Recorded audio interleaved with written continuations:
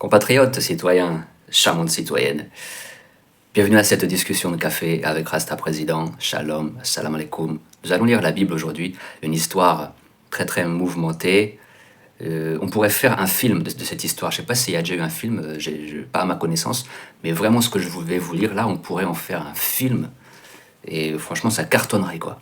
C'est une des histoires pas très connues, pas très connues, mais les plus trash de la Bible, où nous avons dedans, comment dire, toute la bassesse, la bestialité, l'immoralité de la race humaine réunie là-dedans. Et nous avons la cause de la première guerre civile en Israël. Je ne parle pas de l'État d'Israël de 1948, je parle de l'ancien Israël, du temps où il n'y avait pas encore de roi en Israël, donc c'est avant la venue du roi Saul et du roi David, et c'est après l'Exode mené par Moïse et l'entrée en Israël menée par Josué.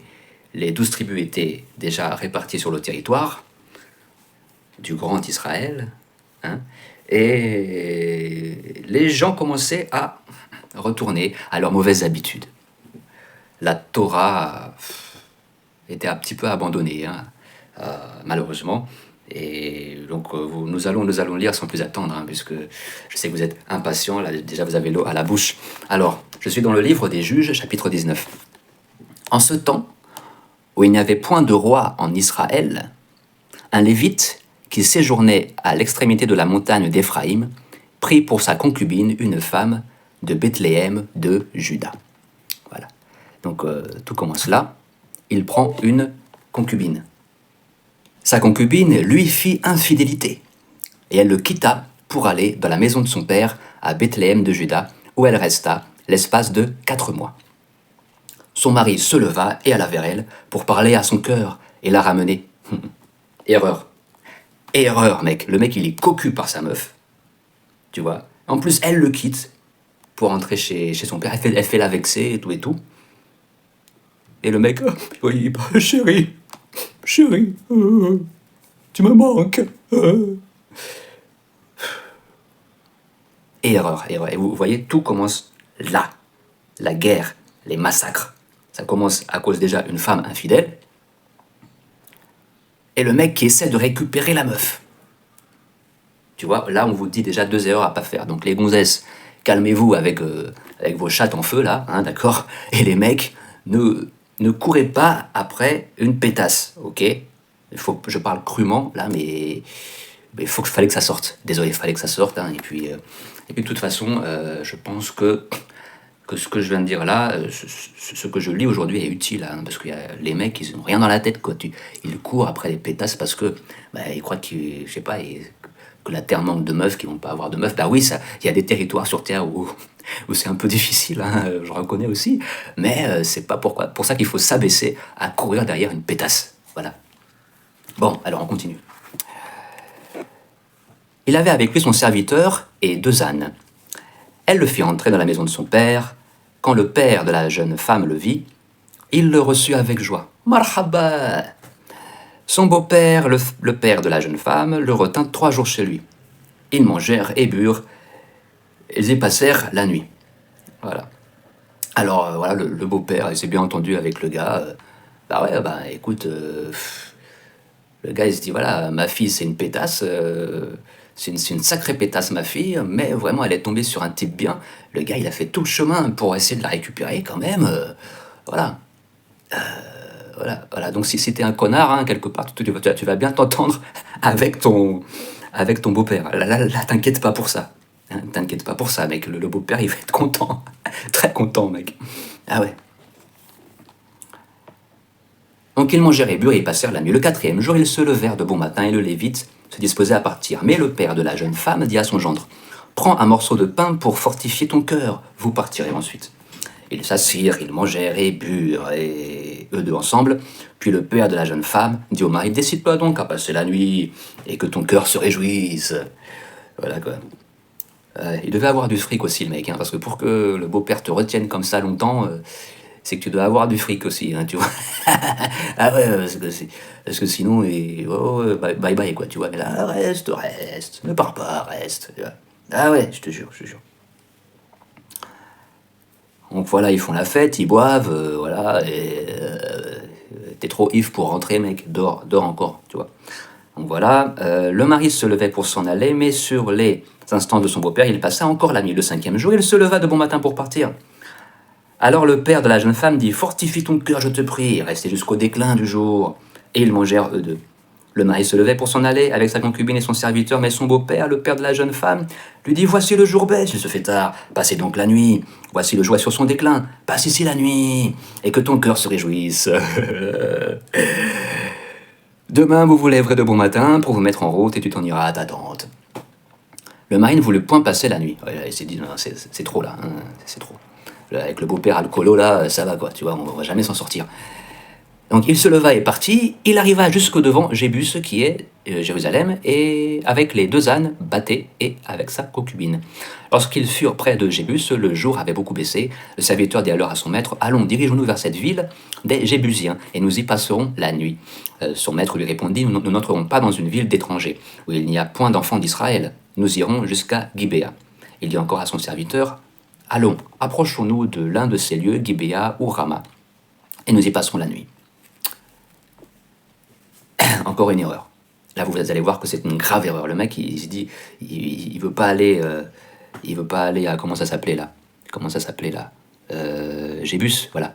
Il veut pas aller voir les Jébusiens parce que c'est pas des Israélites. Ils sont pas de sa secte, tu vois. Ils sont des étrangers, des étrangers, voilà. On va rester qu'entre nous, voilà quoi.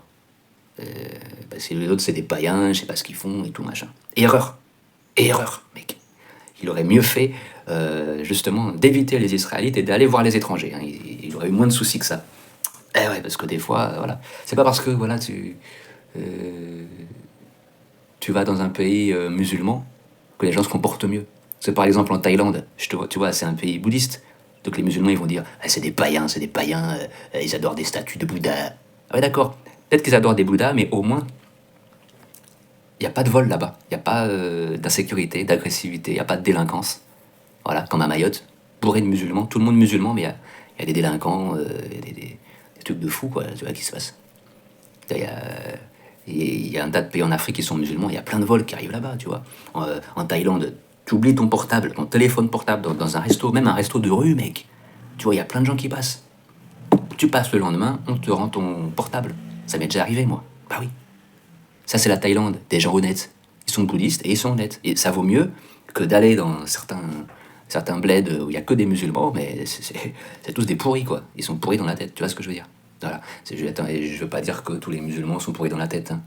Il y en a encore, ils vont dire « Ah, c'est président, tu es un haineux, tu es islamophobe, gna gna gna gna. » Et quand je dis ça, ça veut pas dire, c'est pas anti-juif, d'accord? Je vous lis l'histoire de la Bible. Voilà. C'est culture générale, mec. Voilà. Faites rire les gens. Hein. Ah, vous êtes têtus, les gens, vous êtes très têtus. Donc le gars, il fait l'erreur comme ça, voilà. Il n'arrête pas de faire des erreurs. il va récupérer sa pétasse. Il reste boire avec son beau-père profiteur, là. Et après, quand il voyage, il veut pas aller chez des étrangers, des païens et tout. Voilà. Donc, on regarde ce qui va lui arriver au mec. Hein? Ils continuèrent à marcher, et le soleil se coucha quand ils furent près de Gibéa, qui appartient à Benjamin. Ils se dirigèrent de ce côté pour aller passer la nuit à Gibéa. Le Lévite entra, et il s'arrêta sur la place de la ville. Il n'eut personne qui les reçut dans sa maison pour qu'ils y passassent la nuit. Oh, les salauds. Parce qu'à l'époque, voilà, c'était soit l'hospitalité, soit... t'avais pas Ibis Hotel, t'avais pas... c'est cher Ibis Hotel, hein. T'avais pas... Voilà, le tourisme développé, tu vois, comme maintenant, et tout, avec la carte bleue, tac, tu rentres dans un hôtel, tu payes. Non, c'est... Ah ouais, il n'y avait pas d'hospitalité, t'étais baisé, quoi, tu vois. Donc, il n'y avait personne, voilà, quoi. Donc, et voici un vieillard revenait le soir pour travailler au champ. Cet homme était de la montagne d'Éphraïm. Il séjournait à Gibéa, et les gens du lieu étaient benjamites, donc une tribu d'Israël. Hein.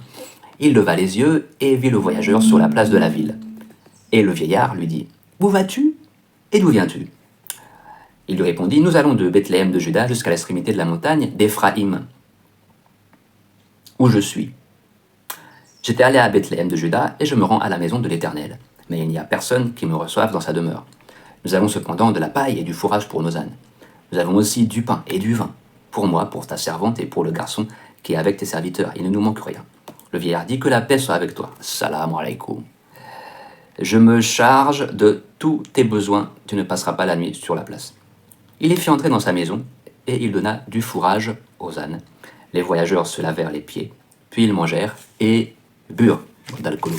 Pendant qu'ils étaient à se réjouir, voici les hommes de la ville, gens pervers, entourèrent la maison, frappèrent à la porte et dirent au vieillard, maître de la maison, « Fais sortir l'homme qui est entré chez toi pour que nous le connaissions. » Alors, quand vous avez le verbe connaître de la Bible, ça veut dire baiser en fait.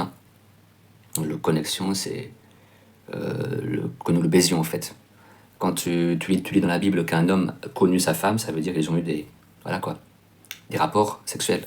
Donc connaître, c'est ça quoi. Il n'y a pas connaître. Tu dis à une femme, j'aimerais te connaître. Bibliquement parlant, ça veut dire j'aimerais te. C'est pas j'aimerais perdre mon temps là, être payé un restaurant à la con là, payer un resto, payer une sortie au cinéma, connaître, apprendre à te connaître. Non. Moi, je crois que maintenant, je vais dire aux filles que je rencontre, je te trouve très intéressante et j'aimerais te connaître bibliquement parlant. On va dire, ouais, c'est un croyant, ouais, il est, ouais, bibliquement parlant, un homme de Dieu, Excusez-moi. Alors, donc voilà, les mecs qui sont là, et notez bien, fais sortir l'homme. Ils veulent baiser l'homme. Ils ont une envie de rentrer leur sgeg dans le derrière d'un mec. Merde. Le maître de la maison, se présentant à eux, leur dit « Non, mes frères, ne faites pas le mal. Je vous prie, puisque cet homme est entré dans ma maison, ne commettez pas cette infamie. Voici une jeune fille vierge, et cet homme a une concubine. Je vous les amènerai dehors, et vous les déshonorerez, et vous leur ferez ce qu'il vous plaira. Mais ne commettez pas sur cet homme une action aussi infâme. » Ces hommes ne voulurent point l'écouter. Pause. En fait, voilà, le vieux, il essaye de leur montrer le droit chemin quelque part, de les ramener vers le bon bord, comme on dit, quoi. Vous voulez pas des femmes plutôt, quoi, tu vois. Alors, ce qui est un peu chelou, c'est qu'il propose sa fille, vierge. Oh, ta fille, mec, ta fille, vierge. Tu la donnes comme ça à des... Et tu proposes la concubine. Tu vois, alors là, tu vois la lâcheté aussi des gens, quoi. Je veux dire, un truc comme ça arrive, ok, c'est... on se bat jusqu'à la mort, quoi, tu vois. On se bat jusqu'à la mort. Si on meurt, c'est soit c'est nous, soit c'est eux. Et si on meurt, tant pis, on veut pas vivre. Enfin, moi, je voudrais pas vivre après avoir vu un cauchemar pareil de viol, quoi, tu vois. Mais là, ils disent, vous prenez les femmes, quoi. Prenez nos femmes. Donc, ces gens ne voulurent point l'écouter. Non, eux, ils veulent un mec. Ils veulent un cul avec devant, un sgeg et des couilles, quoi. Tu vois, tu vois, oui. Voilà, ils veulent ça, quoi. Tu vois, le reste, ça les intéresse pas.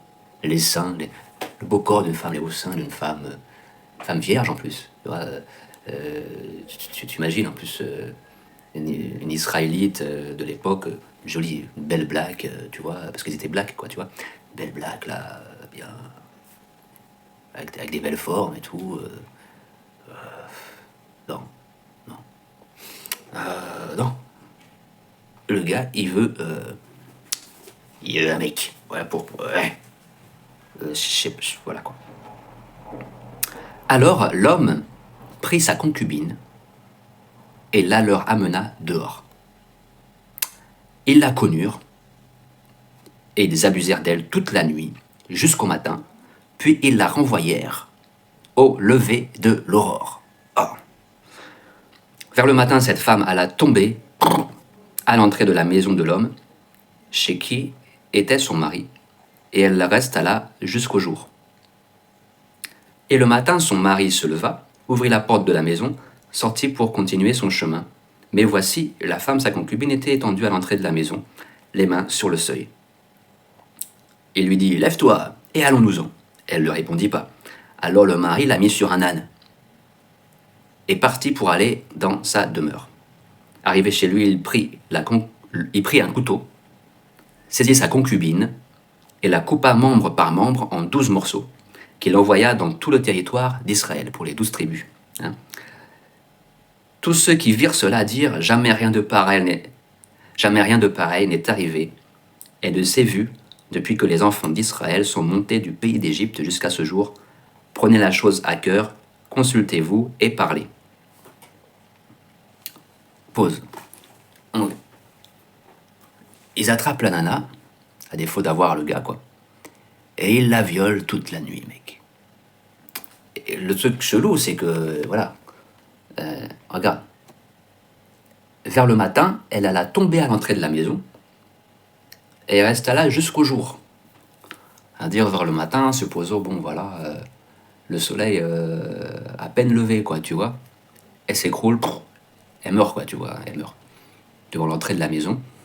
Elle reste jusqu'au jour, et le matin, son mari se leva. Il ouvre la porte. Le mec, il a dormi toute la nuit tranquille, en fait. Et le mec, il a cuvé son vin, il a dormi tranquille, quoi. Il se lève, tranquille, quoi. Moi j'aurais pas pu dormir, j'aurais pas eu la conscience tranquille, quoi, tu vois. Non. Et moi, j'aurais été là, j'aurais attendu, quoi. Dès que la meuf, elle serait tombée devant la porte, je l'aurais entendu, j'aurais été là, j'aurais été prêt, quoi, tu vois. J'aurais été là, quoi, tu vois. Merde, quoi. Le mec, il dormait, quoi. Le mec, il dormait. Merde. Oh, putain. Ouais, il dit, lève-toi. Allons-nous-en, lève-toi.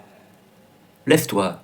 Le mec, vas-y, man, ta meuf, elle vient de se faire défoncer le cul, défoncer la chatte toute la nuit par 20 gars, là, et toi, tu la vois allongée par terre écroulée. Lève-toi. Vas-y, man, mais sois un peu humain, essaie de la lever, la meuf, quoi, tu vois. T'essaies de la lever, t'essaies de... Ouais, lève-toi. Bon, on peut dire aussi que pourquoi le gars, il a envoyé sa meuf? Parce qu'on voit que là, la fille vierge du gars a été épargnée, apparemment. Voilà. Grâce à Dieu, elle a été épargnée. La concubine, il a donné direct. Pourquoi? Ah bah là, c'est la rancœur qui revenait, quoi. C'est la rancœur qui revenait. La pétasse, tu m'as trompé, hein? Tu m'as trompé, alors maintenant tu aimes ça, les bites? Alors va t'en prendre plein, là. Il y en a plein qui t'attendent des bites. Allez, vas-y. Tu vois là, de l'amour à la haine, de la haine à l'amour, il n'y a qu'un pas. Il n'y a qu'un pas.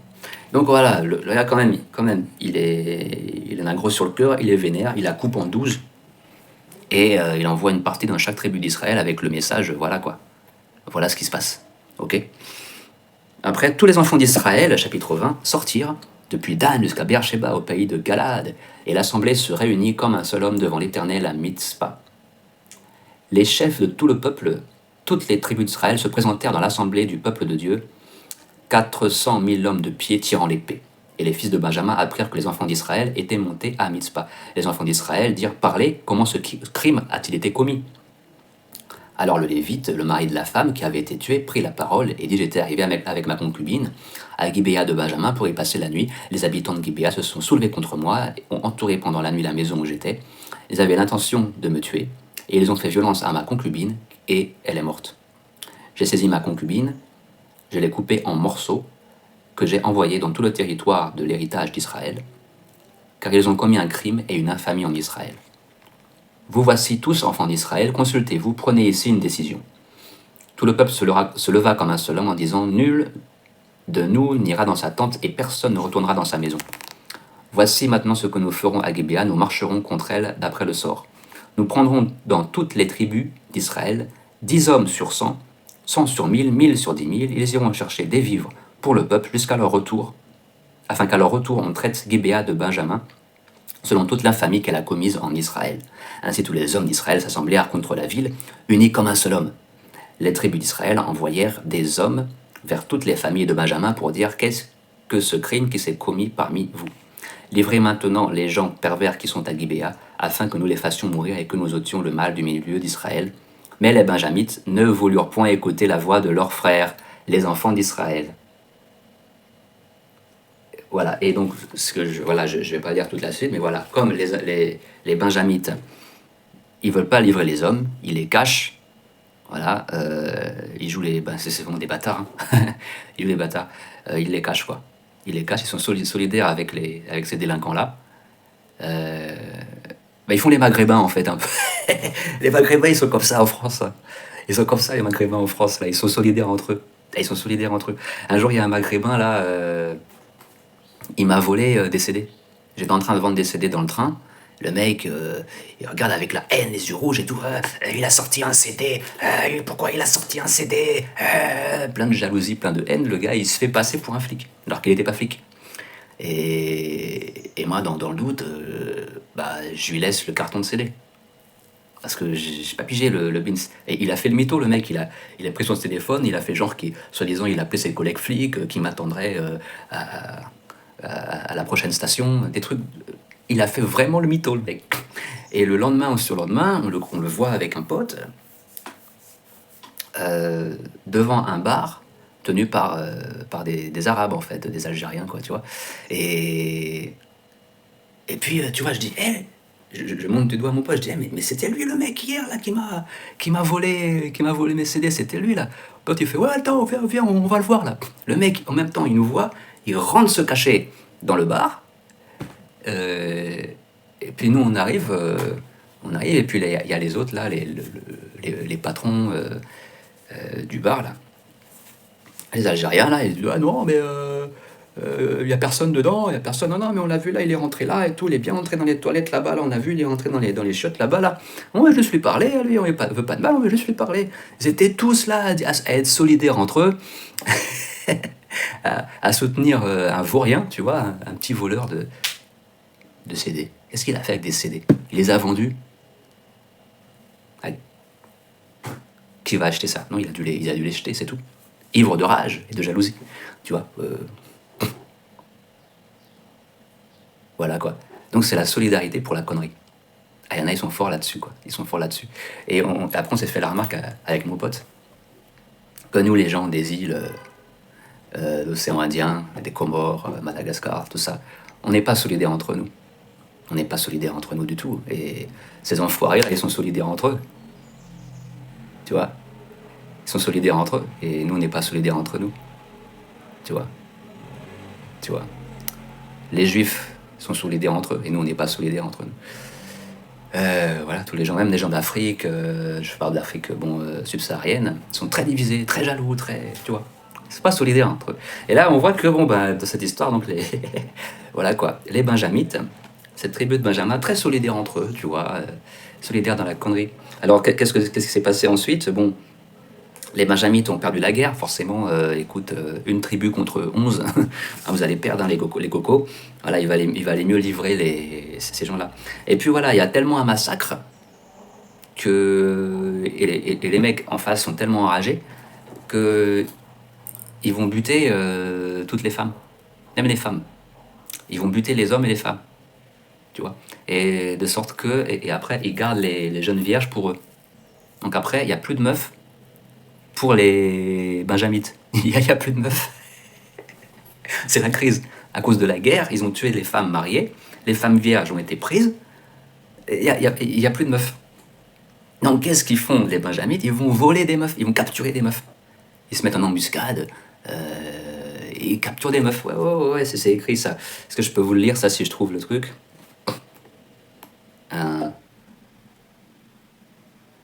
Et nous ne pouvons pas leur donner de nos filles pour femmes, car les enfants d'Israël ont juré en disant: maudit soit celui qui donnera une femme à un Benjamite. Voilà, personne.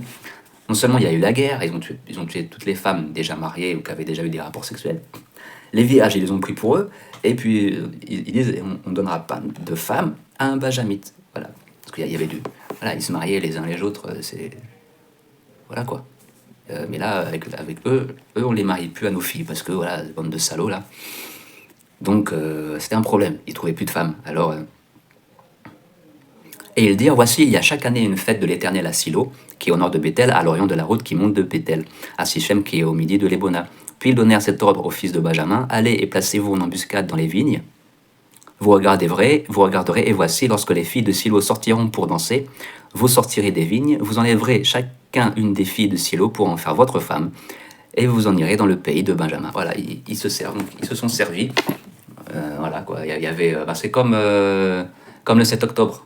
Hein, voilà quoi, festival, les filles qui dansent, tu vois, danse du ventre, machin truc, et les mecs qui se tiennent en embuscade, et hop, paf, allez, toi je te capture, t'es ma femme, t'as rien à dire. Chut. Ah, ils avaient rien à dire les meufs, hein, voilà quoi. Voilà, voilà. C'est la tradition des gens, hein. Après, vous avez, dans la tradition de la Torah, il y a des prophétesses, quand même. Il y a des femmes qui ont des rôles très importants dans ce livre, hein. Voilà. Mais voilà, quoi, voilà un petit peu. Donc, je voulais partager avec vous cette histoire, cette histoire. Voilà, la première guerre civile en Israël, c'est parti de là. Donc, voilà. Une femme qui a trompé son mec, ça a commencé là. Une concubine qui a trompé son gars. Je vois bien l'excuse avec son amant. Ah, de toute façon, je suis pas encore marié avec lui, je suis juste sa concubine, je suis pas sa femme. J'ai le droit. Voilà, quoi. Ah là là. Donc tout part de là. Le con, elle est partie. Il essaie de la récupérer. Arrivé là-bas, le beau-père alcoolique qui le retarde, et lui qui n'a pas la force de tout de suite dire non et de se casser avec sa meuf. Ensuite, autre erreur, au lieu de séjourner chez les étrangers, il veut séjourner chez ses compatriotes qui sont censés croire dans le même Dieu. Et c'est là que le problème commence. C'est là que le problème commence. Le gros problème, c'est... Et voilà. Et après, ils se sont pas battus et défendus non plus. Ils ne sont pas battus et défendus. Ils ont laissé les femmes... Bon, il y a une femme. Voilà. Ils ont laissé la femme se faire gangbanger, quoi, tu vois. Donc, voilà, quoi. Écoute. Voilà.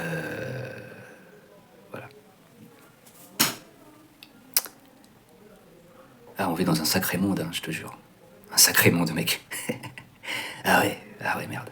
Et ça, et toutes ces histoires, c'est bien que quand même, le Tanakh, c'est honnête. Quand je dis Tanakh, c'est ce qu'on appelle le soi-disant Ancien Testament. Il n'y a pas d'Ancien Testament, Nouveau Testament. Tu vois. Ça n'existe pas. Il y a le Tanakh, voilà, la Torah, les prophètes. Et puis entre les deux, vous avez des livres d'histoire, comme là, c'est un livre d'histoire. Les juges, ça raconte l'histoire. Il y a une honnêteté quelque part, tu vois. Alors après, t'as les musulmans qui vont dire « Ouais, mais comment vous pouvez croire que les prophètes ont fait ceci et cela? Ils étaient des saints et patati patata. Le Coran jamais ne dit que Abraham ou Lot ou Moïse ont fait ceci, cela. » Non mais écoute, le Coran c'est un résumé. Si tu veux l'histoire complète, si tu crois que... Jamais le Coran a dit, ou la Bible a dit que ces gens étaient des gens parfaits, quoi, tu vois. Et qu'il n'y a que des histoires de... Oh non, c'est pas des histoires de saints avec des auréoles qui planent en l'air et qui voient des petits anges tout le temps. Non, c'est pas ça la Bible, tu vois. C'est vraiment... c'est une description trash et honnête de la décadence humaine. Cette pourriture d'humanité, de décadence. L'humanité est pourrie, gars. L'humanité est pourrie, quoi, tu vois. On pourrait être tranquille, tu vois. Et tu vois, là-dedans, ça a commencé parce qu'on respectait pas les 10 commandements. On n'a pas respecté les 10 commandements. Je dis on parce que oui, c'était parmi mes ancêtres aussi. Voilà, l'histoire s'est passée parmi mes ancêtres aussi, tu vois. Donc, on n'a pas respecté les 10 commandements. Ne couche pas avec la femme de quelqu'un d'autre, ou le mari de quelqu'un d'autre, ne trompe pas ton mari, déjà ça commence là, tu vois. Et ce commandement a été brisé déjà par la femme, et ensuite par les gens qui l'ont violé. et qui voulait même violer le mec, tu vois. Tu ne rentreras pas ton sgeg dans le derrière d'un mec. Tu vois, ça c'est dans la Torah aussi. C'est pas écrit comme ça, d'accord, mais ça fait partie des, voilà, des notions d'hygiène, des notions d'hygiène qu'il faut avoir, hein, tu vois. Voilà, des trucs de base, quoi, tu vois. L'hygiène de base, tu rentres pas ton sgeg dans un cul, parce que le cul c'est fait pour chier, quoi, tu vois ce que je veux dire. Des trucs de base, l'hygiène de base, quoi. Que Moïse était obligé de décrire et donner aux gens, parce que les gens, il y avait rien dedans, il y avait plus rien dedans, mec. Fallait les civiliser, tu vois. Et tu vois, malgré tout ce qu'ils ont vu, ces gens, ils ont eu l'assistance des extraterrestres, man. Les extraterrestres, man, dans des vaisseaux spatiaux qui les assistaient lors de la sortie d'Égypte vers la terre promise. Ils ont eu l'assistance des extraterrestres. Ils ont vu le vaisseau mère qui les suivait tout le temps. Là, ils ont vu ça. Ils ont vu des destructions, des trucs de ouf, quoi, tu vois. Mais rien. Il fallait qu'ils restent dans leur perversité. Quel que soit le truc que tu peux tout faire pour un être humain. Il restera toujours pourri s'il est né pourri, quoi. On dirait qu'il y a des gens, ils naissent comme ça, quoi. Ils naissent pour être pourris, quoi. Tu vois. C'est pas qu'ils naissent pour être pourris, c'est que leur vie d'avant, ils étaient déjà pourris, et la pourriture continue, tu vois. Il n'y a pas un moment donné où ça leur fait tilt, je vais me repentir, je vais aller vers le bien, tu vois. Non, il y a des gens comme ça, ils resteront toujours vers le mal, ils sont nés comme ça, dans le mal, ils restent dans le mal, tu vois. Donc voilà, que l'Éternel nous en préserve. Voilà. Allez, sur ces belles paroles, chers compatriotes, salam alaikum, shalom.